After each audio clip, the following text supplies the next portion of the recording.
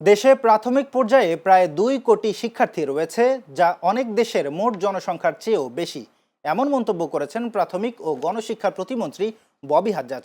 আজ নরসিংদী শিশু একাডেমিতে আয়োজিত ৭১-এর মহান স্বাধীনতা ও ২৪-এর জুলাই বিপ্লবের ধারাবাহিকতায় এক সুরে বাংলাদেশ অনুষ্ঠানে প্রধান অতিথির বক্তব্যে তিনি বলেন, বিপুল সংখ্যক শিক্ষার্থীর জন্য মানসম্মত শিক্ষা নিশ্চিত করতে সরকার বিভিন্ন সুযোগ সুবিধা প্রদান করছে।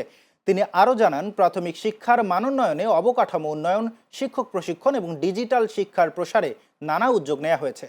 আমাদের 2 কোটি আপনার এই যে অনূর্ধ্ব 10 যারা শিক্ষার আছেন 4 থেকে 10-এর ভিতরে 2 কোটি প্লাস, মানে আমাদের জাস্ট প্রাথমিকের যত শিক্ষার্থী বিশ্বের বেশিরভাগ দেশের জনগণ তার থেকে কম। আপনি বুঝেন আমাদের কি অবস্থা।